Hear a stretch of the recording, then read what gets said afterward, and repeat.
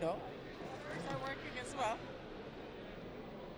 Okay, let's kick this session off. I think it's the last panel before the reception, so let's make sure we're on time and finish when we should.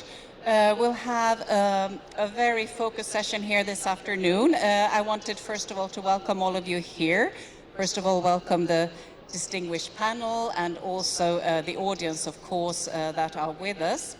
My name is Mona Björklund. I am Director for International Matters in DG Move in the European Commission, and I'm really pleased to have the privilege to moderate this panel, which will focus on the role of private and public financing to enhance transport and logistics infrastructure between the EU and Ukraine.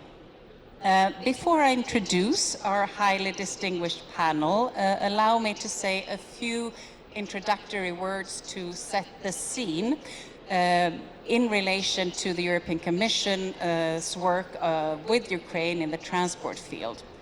To start off, I would really like to stress the importance of the transport sector in EU-Ukraine relations. We have really been active in supporting Ukraine from day one from the Russian aggression against Ukraine in the transport sector. We have taken numerous initiatives, but I would particularly like to mention the work that we've done together with Ukraine, with all the operators and also the EU member states on the EU-Ukraine Solidarity Lanes initiative. This is an initiative in the transport area which became a lifeline to Ukraine when the Black Sea closed.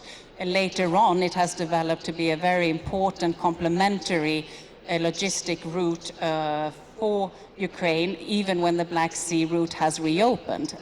We are aware that majority of Ukraine's imports, also majority of Ukraine's non-agricultural exports are still going via the solidarity lanes that basically go via land and inland waterways from Ukraine over the EU territory. As part of this work, we worked a lot with soft measures to try to reduce waiting times, from simplifying procedures, improving organization at the BCPs, and we've also financed and mobilized more than 2 billion euro of EU funds to finance trans-European transport network projects at the BCPs, but also allocated to extend the European standard rail gauge into Ukraine. First of all, with a stretch towards Lviv. And we might come back to this also in the panel. But of course, going forward, also from the current situation, transport and logistics will play really a crucial role when it comes to reconstruction, carrying all the goods that needs to go into Ukraine, but also to connect Ukraine to the EU single market. So I think these are the type of investments that are really critical to further integrate EU and Ukraine going forward. I think we'll see a key role, and maybe we will hear about that as well, for Ukraine's western regions that will be developed into gateways in a way between Ukraine and the EU single market, and also therefore critical areas for EU's transport investments. So coming to today's panel topic, we know that there are and that there will be very high financing needs. We have the World Bank with us here today, and you have estimated in your rapid damage and needs assessment that the total cost of damages to the transport sector is estimated at $36.7 billion US dollars, and the investment needs in the transport sector are estimated at around 77.5 billion US dollars. So I think these amounts illustrate the importance of today's topic. And we really look forward to hear the panel's insight on this topic, on how EU can help, what are the needs of Ukraine, what are the priorities, and also how can we bring in the private sector to finance in this context to complement the public finance. With that, I will move on to introduce our distinguished panelists. We have Ms. Katarina Maternova with us. She's ambassador to the European Union to Ukraine. We have Ms. Marina Denisyuk, who is Deputy Minister for Development and Communities in the territories of Ukraine. We have Mr. Oleg Yakovenko, who is Director for Strategy and Transformation at UZ, Ukrainian Railways. We're also joined by the IFIs today, Mr. Shomik Rai Mendirata, who is Practice Manager for Transport in Europe and Central Asia in the World Bank. And finally, we have Mr. Pavel Malinovsky, who is Senior Loan Officer at the European Investment Bank with us. So again, big thanks for you to being here with us today. So with that, I will open up to launch some questions at our panel, and we look forward, of course, to open the debate on that basis. So let me first address the ambassador, Ms. Maternova. So as ambassador of the EU to Ukraine, you are, of course, really in the center of coordinating European support for Ukraine's recovery in all sectors. How do you see that the current EU investments in the transport sector can contribute to the Ukrainian restoration and to the future EU-Ukraine connectivity? Thank you very much.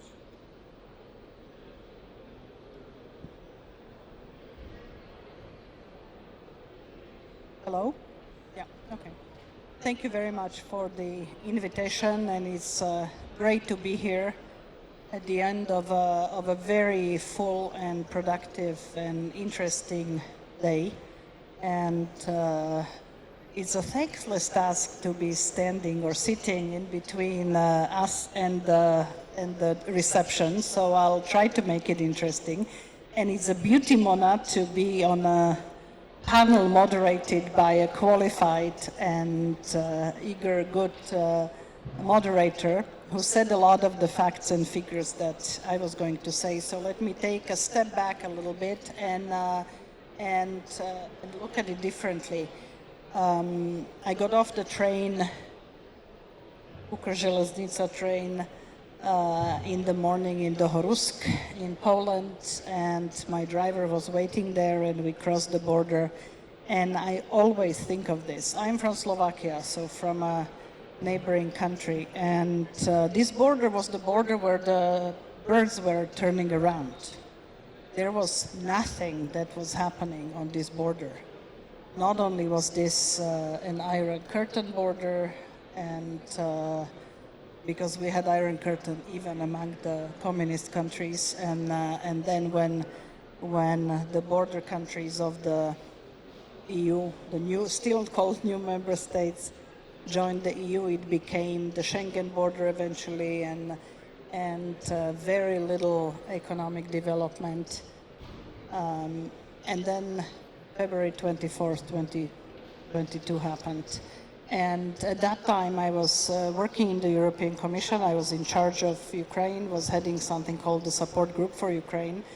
And I'm incredibly proud at what we were able to do. You spoke about the solidarity lanes that sounded like a chimeric term at the beginning, and now it has really lived up to an incredible upgrade and an incredible quick scale up of the interconnections, the border crossing points, the dredging the Danube and reopening the Black Sea, etc. Because let's face it, exports from Ukraine is a lifeline for Ukraine. Yes, we give them a tremendous amount of resources, but they also collect a lot from taxes, from customs duties, etc. And the goods need to go in and out. And really it was an existential effort at the beginning, and I think the scale up of the Connecting Europe facility, the stepping up of the Ukraine facility that has in its guarantee framework 1 billion of guarantees going to transport projects, mostly on connectivity, but also on things like urban transport. I just talked to colleagues from AFD, went to visit a program that AFD and EIB did together in Odessa on new energy efficient trams that connect different parts of the city. So I think that EU investment is actually a very tangible, investment in transport is a very tangible demonstration of solidarity with Ukraine. The true solidarity that allows us to eat avocados, frankly. Anytime I eat avocado in Kiev, I feel slightly guilty because I know it has to make a very, very long trip.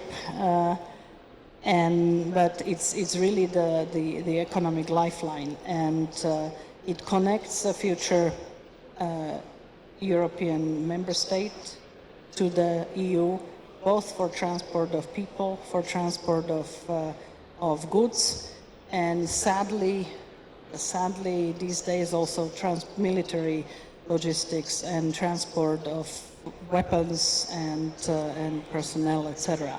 So I think that this is one area where I think we should be proud of ourselves, of the reactivity, of the ability. Sure, things could be done quicker. There is always room for improvement. That's the biggest room in the world, but I think that there is something to celebrate, and I think that all the different connections that will happen today in the Expo will ultimately depend on the transport and logistics channels that exist there. And I will finish by saying that I hope to still be around when we can open the Lviv-Poland interconnection, but it was really fantastic to be at the opening of the Uzhgorod CHOP, 22 kilometers of European gauge interconnection that brings back to Ukraine, not brings to Ukraine, because 100 years ago there was the narrow gauge already in Lviv, that brings it back to Ukraine where it rightly belongs, and seeing the Ukrzheleznica special train to do that was fantastic. So I'll start with that. Thank you very much, Ambassador. I think you summarized really well all the different uses for transport and how visible it is, and really the importance of this sector for EU-Ukraine relations, both the economy, but of course also for people. Very important to keep that perspective in mind. With that, I would like to move on to Deputy Minister Marina Denisyuk. As Deputy Minister, you are directly in charge of infrastructure planning. So I'd like to hear from you, what are the current priority needs for transport investments in Ukraine, and perhaps with a focus on Western Ukraine, and what are the biggest financing gaps that you have to meet these priorities?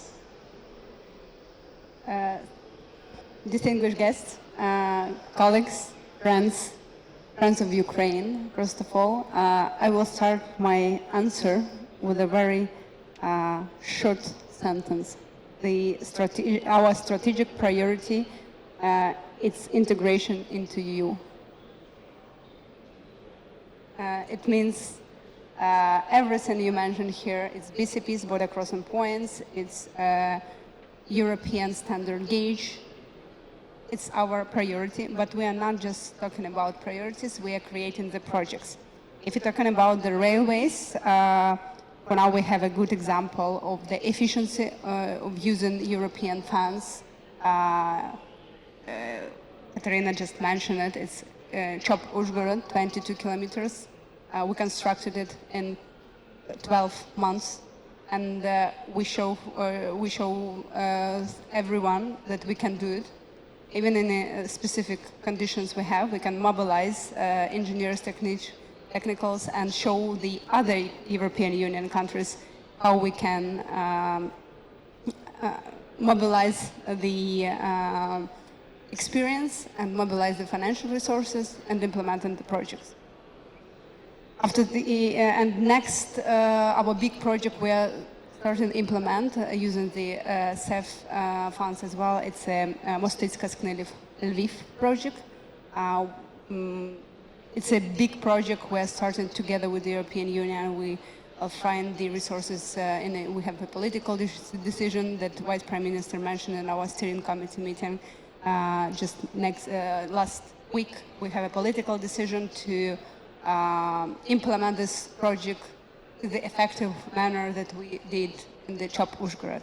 Electrification of the Chop-Uzhgorod is the next step for the Chop-Uzhgorod. But in the future, all these hubs are to be interconnected with European gauge lines, form a unified European railway network within Ukraine. The total cost of the implementation of the hubs and their connection is about 3.5 billion. And over the 5-7 years, which includes around 758 kilometers of new European gauge tracks. I can mention just couple of projects. It's Mostyska-Skneliev-Lviv. I mentioned it's 81 kilometer approximately length. It's Lviv railway node. Here we work closely with the EIB and Jasper's team to develop the technical documentation, the strategy of the creating this node. Chernivtsi-Vadul-Suet, Lviv-Chernivtsi, Lviv-Uzhhorod, Yagodin-Kovel. It's our priorities and prepared project for the next step program or even for other resources we can find. Other projects I mentioned is border crossing points. It's roads, border crossing points. Here we also have the very specific list of the projects. We approved the strategy and we are going step by step implementing our strategy.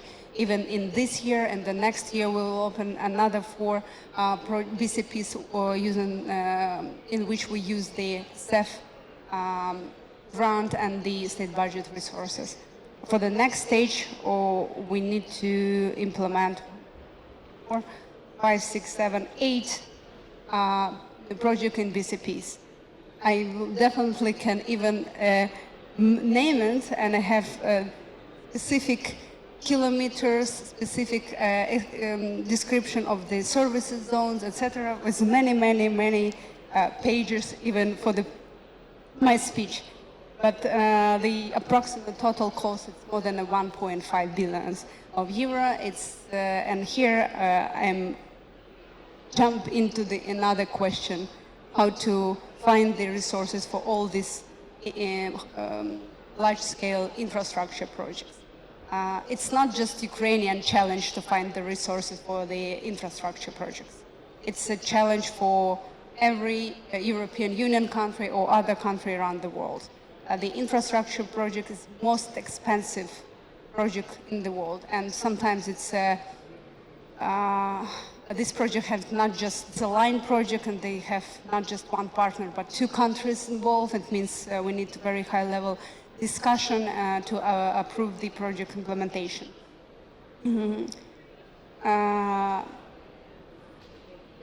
For 1 year we need approximately, and we can absorb approximately 5-6 billion of euro for roads and for railway infrastructure.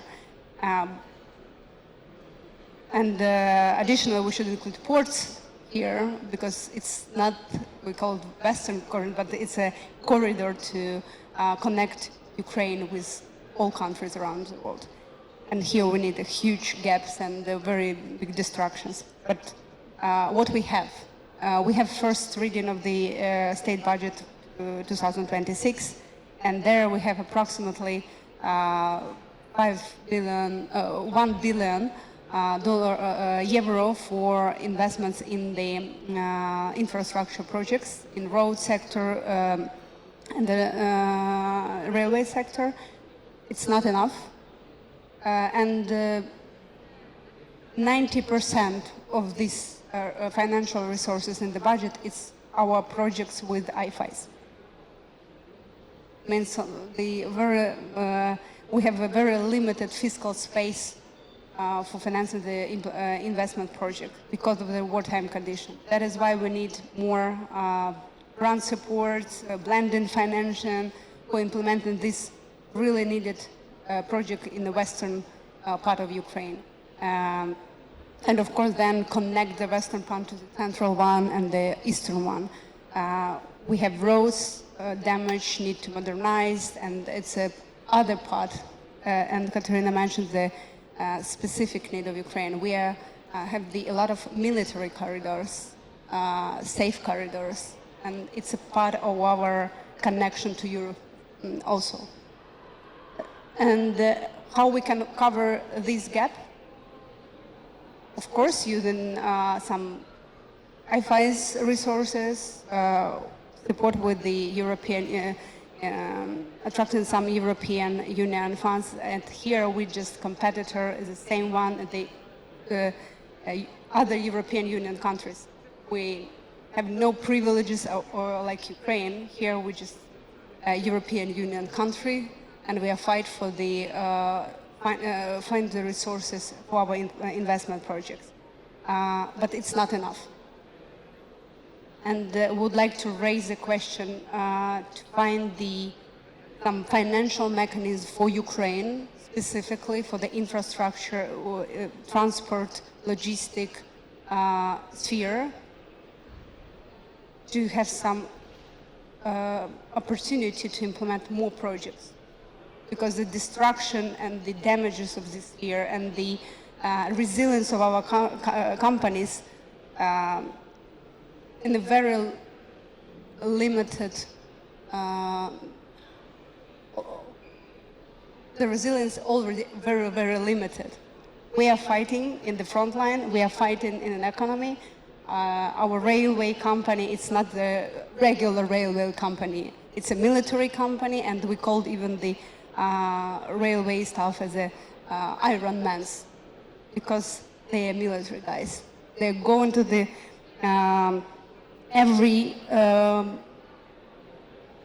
every point in the map, and they go to the border.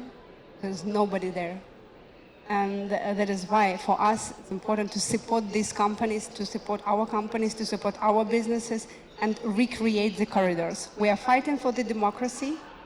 We would like to have some proper financial mechanism to accumulate, mobilize all needed resources to implement the projects in Ukraine, infrastructure projects that connect Ukraine physically, practically with European Union. Thank you very much, Deputy Minister. A lot of important points raised there, and it's very clear that you have a very clear list of your priorities. It's very clear that it's not enough, of course, to work alone. When it comes to connectivity, you need to work with your neighbors and make sure that your plans correspond to the EU neighbors' plans. That's, of course, a critical aspect here.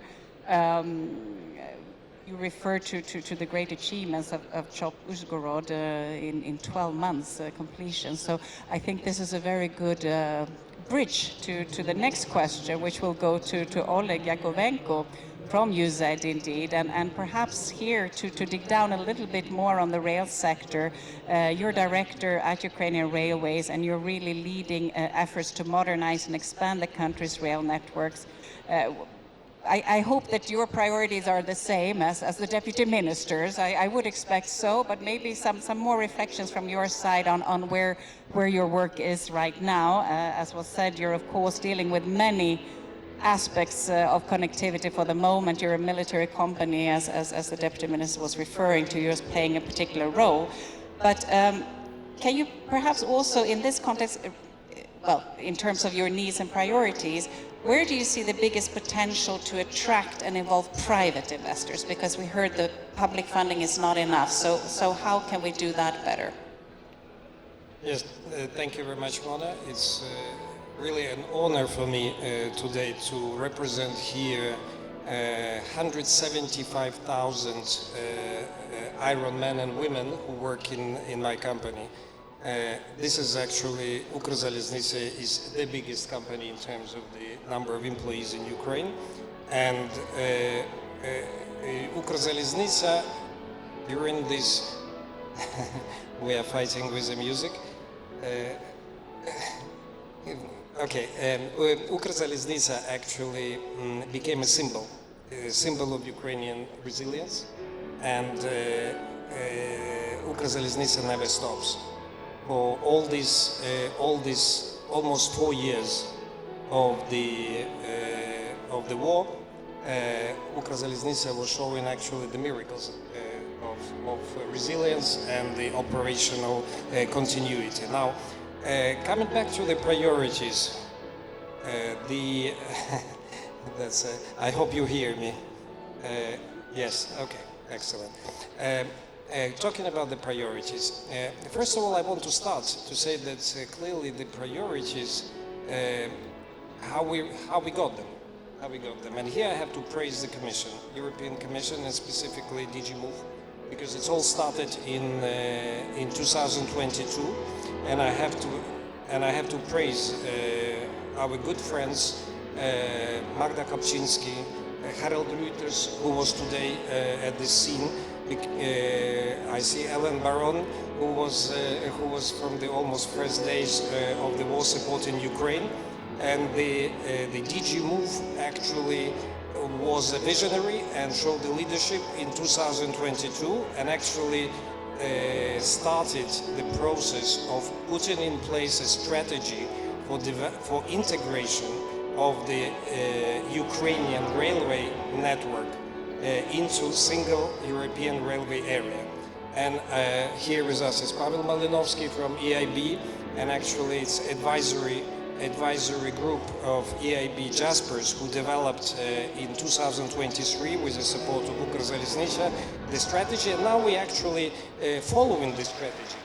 They are following this strategy. Okay, good. So and our it's good that I have the musical support here. So now, talking about some specifics, Deputy Minister has mentioned the projects, and clearly our priorities are very straightforward right now. Number one priority is to connect Lviv, which is the biggest metropolitan city with more than 600,000 people. Maybe right now, with all the refugees, it's close to 800,000 people, to connect it with Polish border. That's the number one priority. Now, second, we continue with the priority of removing bottlenecks at the border crossing points. That was one of the first tasks from the beginning of the war, and we continue to work on this priority.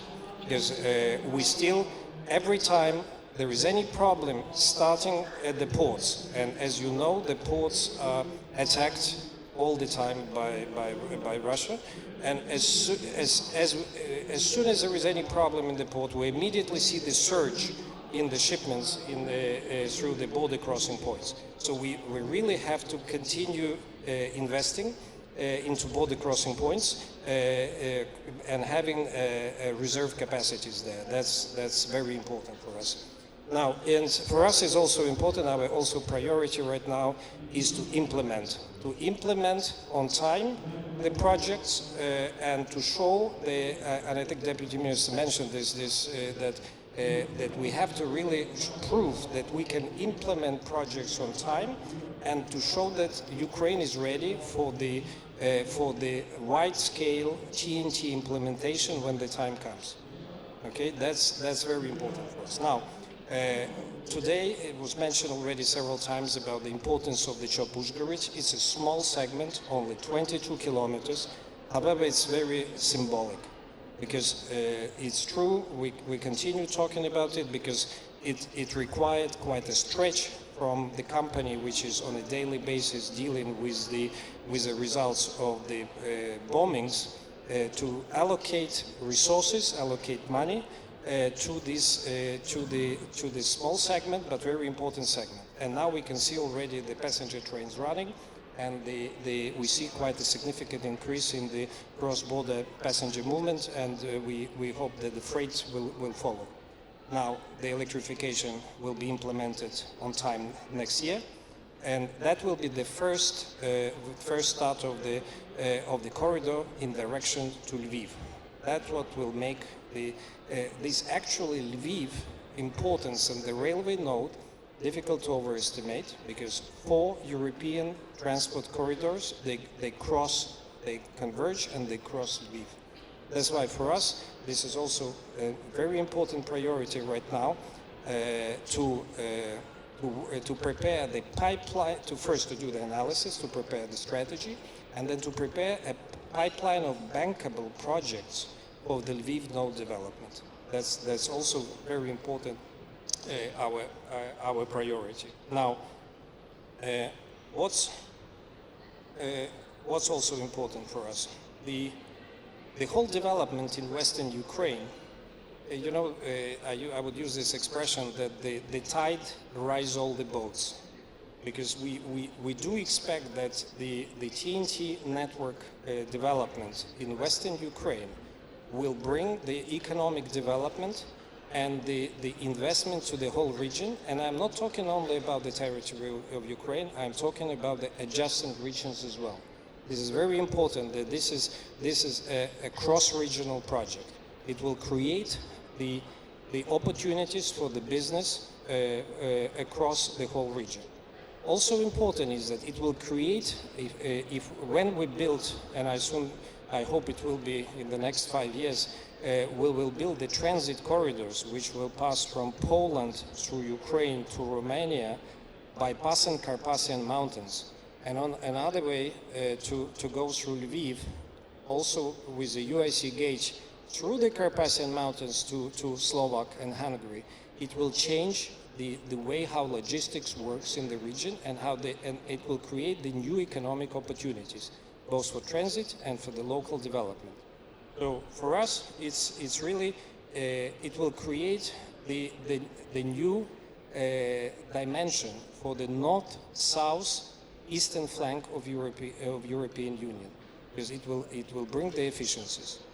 Now, talking about I want to mention one of the important enablers for these projects is, of course, our legislative alignment, the regulatory alignment, because we are talking about the 2 laws which we plan to adopt. One is already in the Parliament. This is law on the safety and interoperability, which will allow us to introduce expand TSI standards in Ukraine, and also the safety management system and EU compliance certification system.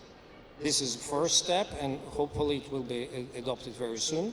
And the second law, forthcoming law on the liberalization of the railway market, which will allow us to establish track access charges, public service obligation, and the transparent separation of infrastructure and the operations which will be through the network statement. So this is really creating a foundation for the development of the railway market in Ukraine.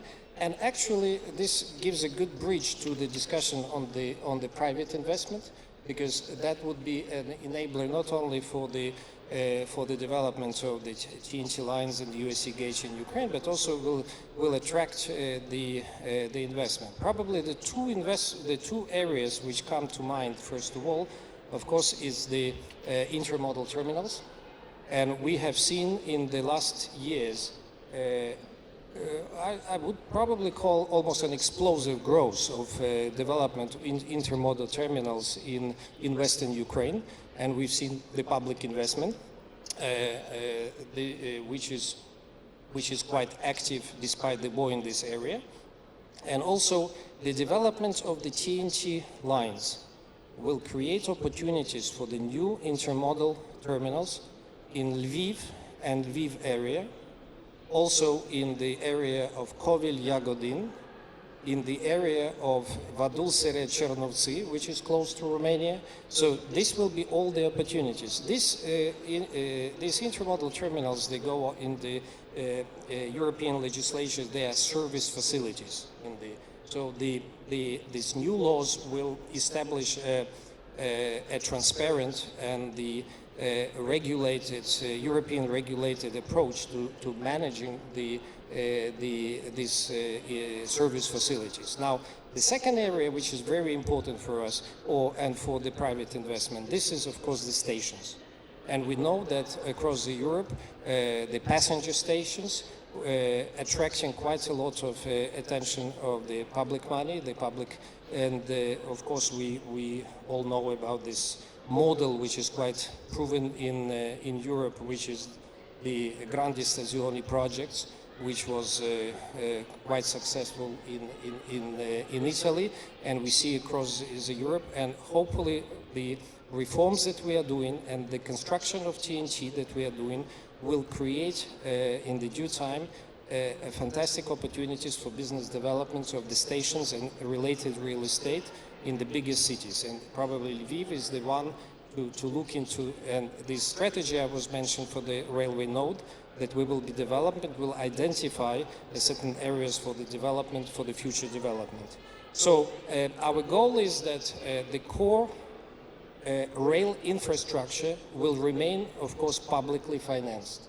This will be a combination of the European funding, state money, the IFIs loans which will be attracted. However, at the same time, the private partners will be able to invest in the multiple service facilities. So I think this is, let me stop on this, and then I think we will continue further the discussion. Another round, so exactly, to develop further. Well, thank you very much. A lot of good points and interesting points, and you really stressed here the importance that investments have to go hand in hand with the regulatory reform, the adoption of the new standards, and I think that's really something we can subscribe to. Very clear on the private investment. I don't know, we saw CHOP Uzhgorod, 12 months, 20 kilometers. What is the target for Lviv Mostika? How many kilometers? 81. I can answer, maybe I'll just specify some information. It's 81 kilometers, I mentioned, and we can construct it in 2 years. Okay. And after that, we need to connect it, Skandliv to Lviv. Perfect. We'll do everything to support you in that ambitious target. Yeah, I just would add that the Skandliv is actually in the suburbs of Lviv, and this is where we plan to build a multimodal, intermodal terminal and the passenger station. But of course, the ultimate goal is to connect to the Lviv central station. That will be next project. Very good. Thank you. That brings me to give the floor to the World Bank, to Shomik Rai. I'd like to invite you to say a few words. I mean, the World Bank has really been a key partner in Ukraine's reconstruction, and you are currently working on a study to look into scenarios on how the logistics will develop and the logistics needs will develop between the EU and Ukraine. And what can you tell us about your works, and what kind of trends have you already observed that we can expect from future Ukrainian cargo traffic? Mona, thanks. Such a privilege to be on this panel and to follow these very inspiring talks. Yes, we're doing a study now, and we keep updating our analysis of trends in logistics transport in Ukraine, and perhaps already heard a lot, so I'll make perhaps 4 points. Yeah? The first, which is the most obvious one perhaps, is that it's all about integration with the EU. Yeah? Ukraine used to be a transit country between Russia, Belarus, and Europe. That traffic has disappeared. All the traffic to the west has disappeared. 50% of the traffic now between EU and Ukraine, and it's only going to grow. For imports, all about the EU. So that's perhaps the first big point. The second big point, again, foreshadowing what has, actually not foreshadowing, telling you, explaining what has already been said. A lot of the industry and a lot of the logistics is moving. It's moving in 2 ways. First, it's moving from the west to the east. There's a cluster around Lviv, cluster around Kiev. And secondly, it's moving in terms of what's being moved, right? It's gone from heavy industry to light manufacturing, of course, defense construction materials, but also a lot of agro-processing, from grains to more value-added stuff, more containers. So that's perhaps the second. Right?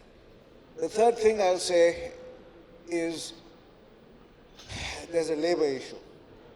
big labor issue. Drivers, scale maintenance. There is, not surprisingly perhaps, a big issue in Ukraine in finding the right human capital in the logistics and transport business. And this will require a kind of all hands on deck, everything kind of solution to lower barriers to entry. Better working conditions, more skills, innovation, everything. And the fourth point, perhaps, is to talk about the modes. The big change is lots more roads, which is not surprising when you think about the fact that you're moving from heavy goods, bulk, to containers, and you have got shorter distances, more integration with the EU, much more need for roads in today's and tomorrow's Ukraine than there was yesterday. Not a bad thing. It does mean that in addition to investment in roads, there's a need, urgent need, I would say, to think about processes. It's good to invest in BCPs. Of course, you have to imagine you're talking about a session country, a candidate country. You don't want to overinvest there, but you do want to start investing in processes on the Ukrainian side. Our work in the Balkans, on the EU-Balkan borders, suggests there's lessons from that, a lot that Ukraine can do on risk management. Difficult for a country in war, but perhaps the most critical thing, I would say. Risk management, moving from paper to digitization, and to think overall about simplification of processes. Rail, fantastic plan, inspiring, but it's also a time almost for a perfect storm in rail. You're losing market share, you've got passenger subsidies, you don't know how to make up for them. The tariff system is outdated. Desperately, Ukhruzhny needs some support to ease the tariff space. You've got all the damage. You have the EU acquis and all the unbundling coming. I don't know how he sleeps at night.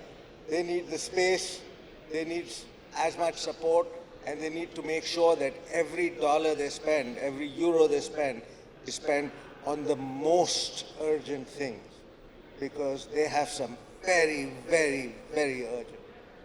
So there's no space for misspending any money. Let me stop.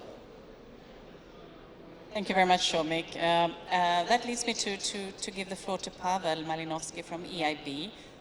Of course, here we've already touched a little bit upon the importance of donor coordination and the role of the IFIs in this process. What are the instruments that the EIB specifically can offer to support infrastructure investment in Ukraine? Thank you very much for invitation to this panel, and good afternoon. So on EIB role and products, just a bit of outline. We are present in Ukraine since 2007, with now total portfolio of signed loans of nearly 8 billion euro, of which 1/3 relates to transport sector, and half of this has been activated, signed after the invasion of 22. Transport sector is very important for the EIB, traditionally in the EU member states, also in Ukraine, and from the beginning of our activity in Ukraine has been so.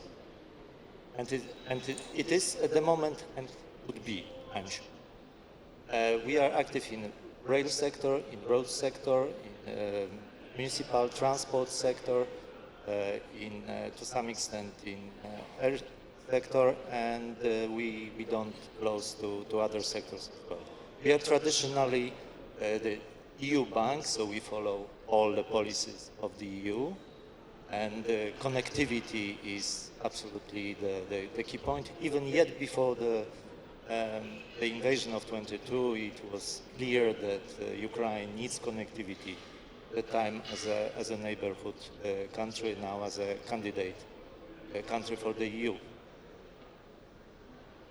So to do that, what instruments we have? First, on the operational side, we have dedicated lending team. We have EIB office in Kiev. We have, from the product perspectives, we have basically our principal product is the long-term investment loan to finance infrastructure, which we are using, but we also mobilize our experts in transport to provide advisory at strategic level, at project preparation level, at preparation of application for EU grants, as it has been mentioned by the speakers before. And we are going to continue this support. We also are capable of mobilizing technical assistance. So on particular projects, if there is a need, we try to find from other donors, channel funds, and manage and provide to prepare good projects, prepare and implement projects. So this is the full spectrum of our tools that we have in hand. And we work closely with European Commission and the projects that were mentioned. The Trapush-Gorod is in the section of 22 kilometers. We also are got to co-finance in 50% together with Connecting Europe facility. But we also implemented other projects. If we talk about railway transport, even on the same corridor, in Lviv and Trop, which is close to the Hungarian-Ukrainian border, we implemented in 2018 the project of tunnel, Beskid Tunnel, 1.8 kilometers, where we, from single track, the line was transformed into double track line, obviously improving the connectivity with the capacity and saving operational costs and time, mainly for freight transport, but now this line also proves to be very, very important, and gradually is now changing to the dual gauge, because this section is in the concept of dual gauge, so that both types of trains may operate on it, and we are going to continue.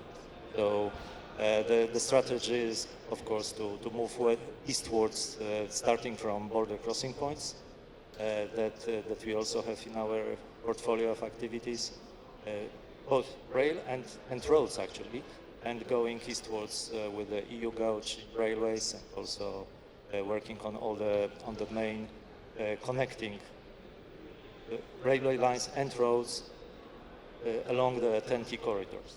Here our alignment is full with European Commission. Thank you for... So time is running. We have another half hour before this session is coming to a close. So I'd just like to ask some follow-up questions to all of you. I'd like to start with the Deputy Minister and also Oleg Yakovenko, and then ask the EU Ambassador to come in at the end to hear her views more globally on the outcome of the session. But I think both for Deputy Minister Marina Denisiuk and Oleg Yakovenko, perhaps to hear a little bit how you're seeing the current situation with how do you manage short-term priorities? You're still in a war situation. You need to ensure the resilience. You have to protect your infrastructure from the ongoing attacks, and you have to be able to come back and rebuild very, very quickly. At the same time, you have to work with these more longer-term perspectives in mind and laying the ground really for rebuilding of your economy and integrating into the EU. How do you manage that? How do you get that balance together? Maybe Deputy Minister first. It's a simple but difficult question at one time. Because we are not just using such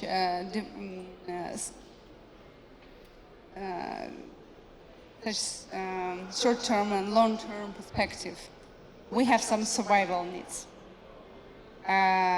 in energy sector, in protection sector, where we need to stabilize the system and give the services to the people like heat, electricity, and movements. And I'll be honest with you, but these short-term priorities is very difficult to talk about the transport sector, because in the transport sector, if you need some locomotives, you need to wait for the production cycle. If you need some rolling stock, you need to wait. Of course, we try to use the local resources, and in our second year in our budget, we have the resources for the procurement, new rolling stock, new wagons, passengers, and some for the local trains. But it's not enough.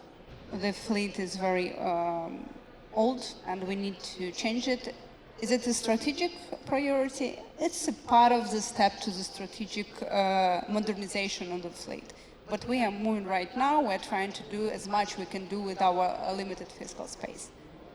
If you're talking about the roads, of course, our main focus for the short term, for the survival, it's our survival corridors. It's our connection between the front line and the central Ukraine, because these corridors needs for us to the some movements of good, and it's not about the export-import operations. It's about the survival moments, support our front line, support the people in these territories, and of course some services that need to be provided using these corridors. And here we need the all countries' support, because we need to protect approximately 30 kilometers roads of the border, 2,000 kilometers border. We are focusing for the national type of the roads, but we have a lot of small one.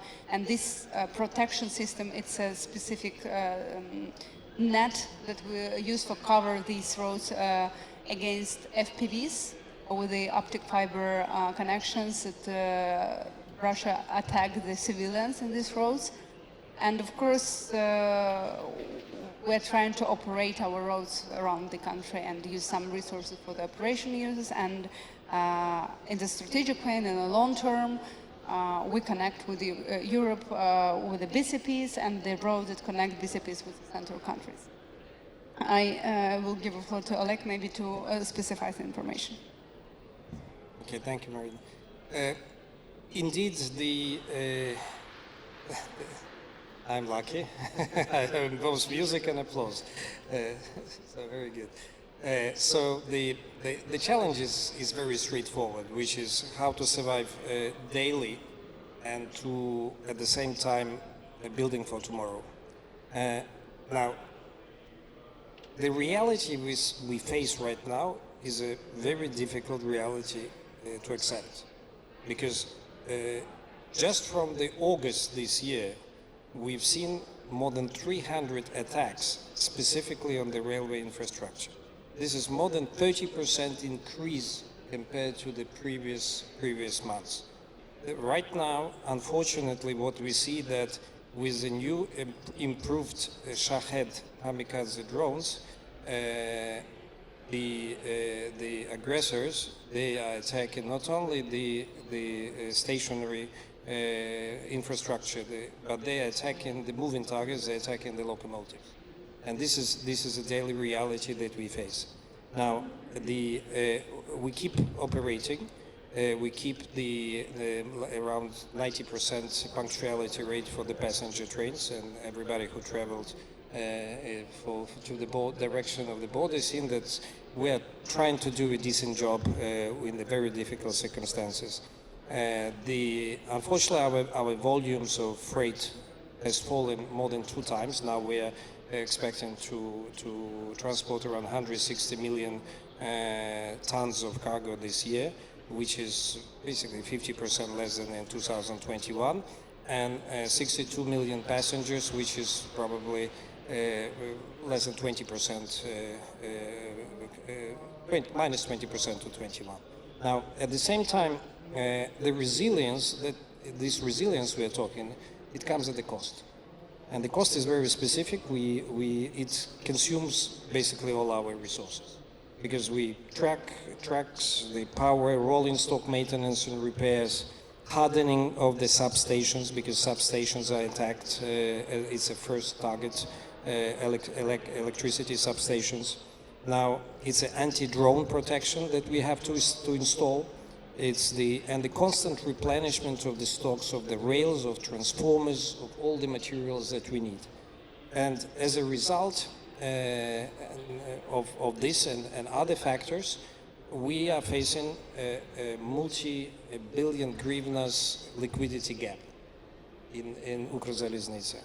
And basically, there is no fiscal space for the long-term development projects that we have. At the same time, I have to say that the management board has made a decision to allocate up to 5% of the capital investment budget to the development projects focusing on operational efficiency and focusing on the innovation and quick payback business projects. So we are trying, even despite all this difficult situation, we're still trying to keep modernization alive.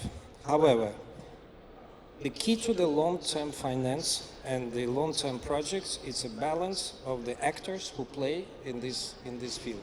And number one, I have to praise and actually to mention the IFIs, because the IFIs, the EBRD, EIB, World Bank, played a crucial role in providing, despite the fact that these institutions usually target the long-term financing.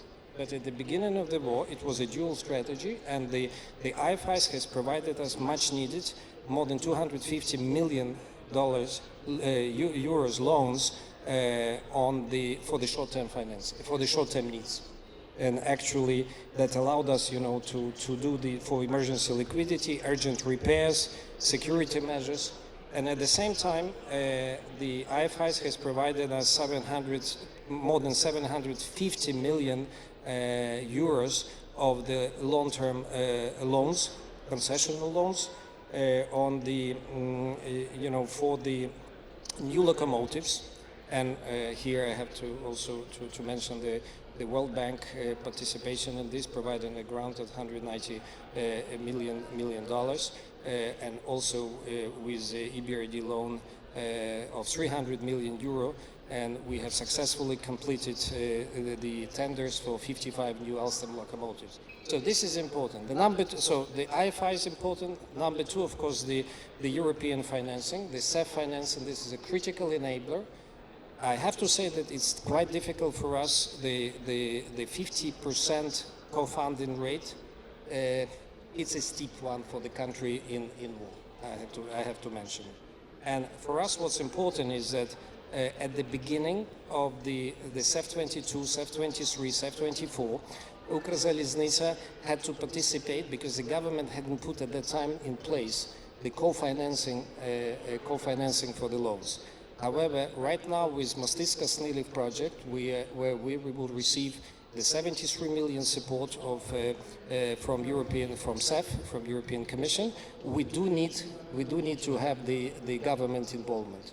Okay, so that's very important. And the last one I say, the government is a catalyst. The government is a catalyst, and we do need a long-term governmental support, and that's what provides this. So all these actors that I mentioned working together, that will make a proper combination of the short-term and the long-term interests, where the Ukrzaliznytsia, we can deliver results, we can work on the fire, and IFIs can provide us the long-term loans, and Commission can be enabler to attract the additional investments. Thank you. A difficult balance to have. I see we're starting to be shut off here. I don't know. But I would still like to turn again to our IFI colleagues just to ask very briefly.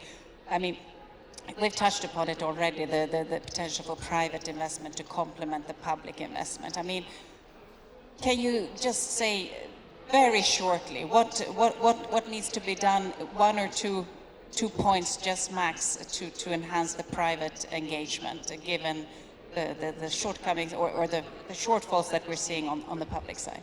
Maybe I'll make 3 points very quickly. But I think when you think about private investment in transport. Maybe think about operations, easy concessions, and difficult. Okay, operations, trucking, buses, can we extend that? The EU acquis, the unbundling and the liberalization brings trains to that. And if that can be implemented, it releases Ukrainica from the pressure of thinking about rolling stock. Lets them get private investment, private partners to do. That's one. Then let's think about the easy concessions. The easiest concessions you've talked about, stations, intermodal. Intermodal actually sometimes, until you can get the UIC gauge, is actually very effective to substitute for a gauge change and very cheap and private. But apart from that, you have ports and airports. And all of them need, ports especially need one reform, which is land agglomeration. The Ukrainian Port Authority does not have landside authority at the moment. Land parcels are too small. You fix that policy, you can get a lot of the port investments done privately, and that's where it should be. It shouldn't be public investments. Third, the harder, the most difficult ones, things like roads. We talk about PPPs. PPPs need both an enabling environment, and there's some policy work that can be done there, but they also need funding streams. And that's difficult. In this environment, funding streams have to come either from the taxpayer or the user. Difficult. And in some sense, that's where our role comes in. I see us, the World Bank, more and more focusing on helping make PPs happen. And to do that, we're de-risking too. The funding streams are in place, and we come in and give the market assurance that things will happen. And that's where I would say even the EU could consider a bigger role. Let me stop here. Pavel, or yes. Thank you. I would divide it into two parts, short-term and long-term. Long-term, I'm fully following what was said, that long-term, our role is to create enabling infrastructure so that the private sector has a good ground to come to invest in all logistics, terminals, etc., have a good perspective to operate. But this is achievable in long term, unfortunately. So first, a big investment must be done in this enabling infrastructure, and this is, we feel, it's our role. But in short term, what we are doing, we also, despite being mostly public financing, public sector financing, we also have a dedicated unit for developing private sector support. So maybe some of you heard the panel one of today's conference. It was said that we are active in supporting export agencies with guarantees.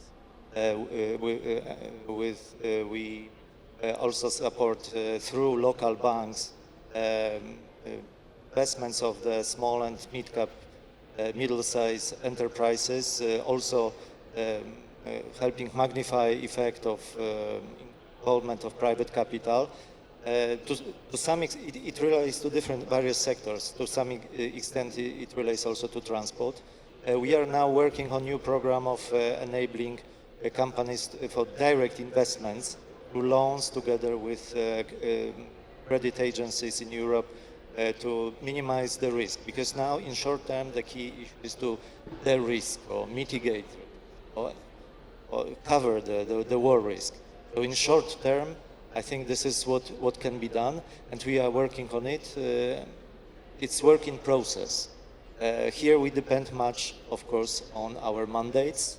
We created special fund EU for Ukraine, 23 exactly for the purpose of addressing the needs of more risky, as a complementary fund to the Ukraine facility, the Commission, to address this more risky part of investments. And we support also venture capital and equity investments with this fund, but much depends on the generosity of member states to this fund.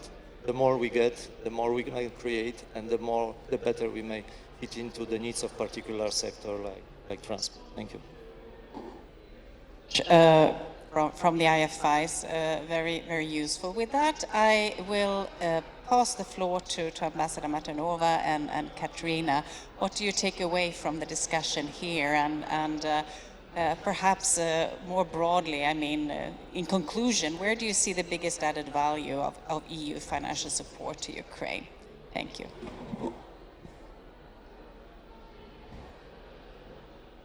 I think the biggest added value of EU financing is its catalytic effect. It's the effect of working in a Team Europe spirit. I think that's how the Ukraine facility is built, to help us channel our resources through the international financial institutions, national development banks, increasing our group of partners with which we work. Obviously, the EU bank, EIB, is the first and foremost, but we work very closely with EBRD, with the AFD, with KfW, with the World Bank, but we also bring the Polish BGK, the Czech Kozova Banka, the Slovak one, into the business of supporting Ukraine. And I think that's our strength, that, you know, we don't choose the investments ourselves. We would not want bureaucrats in Brussels to be choosing investments. On the contrary, we work with partners that have and are able to reap synergies. But whether it's on the reforms, such as with the World Bank, because that's the angle that we bring in, the regulatory alignment and the reform agenda, to, in this case, the transport sector, or on the investment, or on the investments themselves. And I think that one thing I would like to underline, I already spoke about the solidarity lanes in the first round, but I want to pause here a little bit and say that the Ukrainians are remarkable.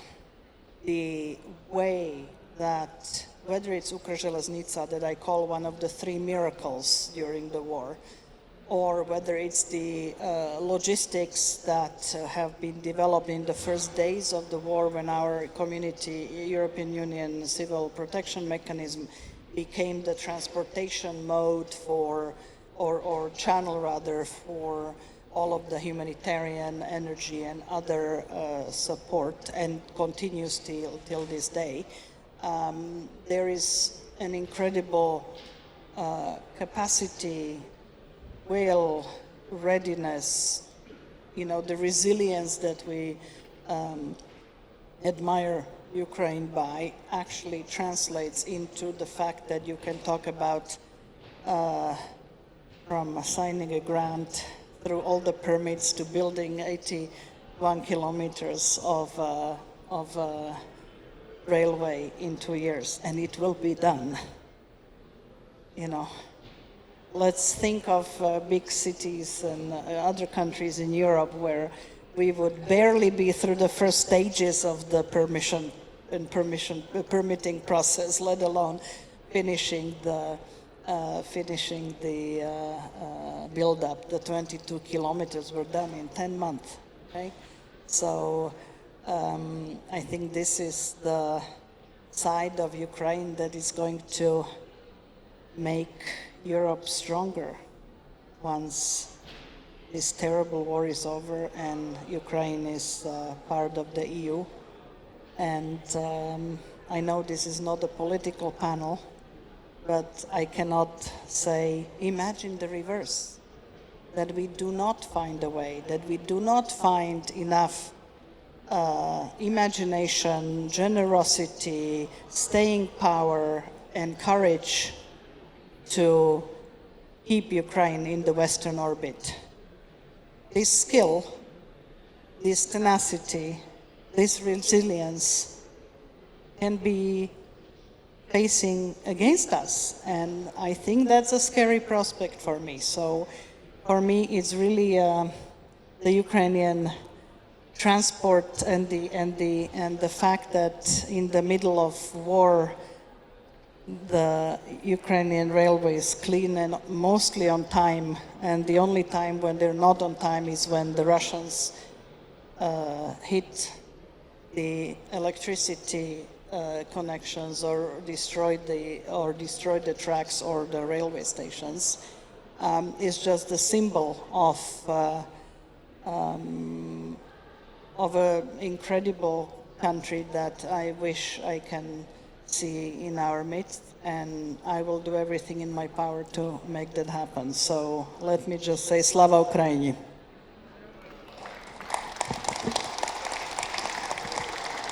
Thank you very much, Ambassador. I think that was a great actually wrap up, because we're in a current situation where we have to keep all of the fundamental values and the support that we all have for Ukraine in this difficult situation in mind. And I think this panel also demonstrated the commitment to find solutions, to help you finance your priorities, to work together to coordinate the prioritization and the financing that we can provide for your short-term challenges, but also for the longer term. And I hope that the audience found that this panel brought out some new elements to that, and we'll be ready to continue to all cooperate together. Thank you very much for your participation, and I know that we now have to move on to the reception and a family photo. Okay, let's go for that. Thank you to everyone and to the audience as well.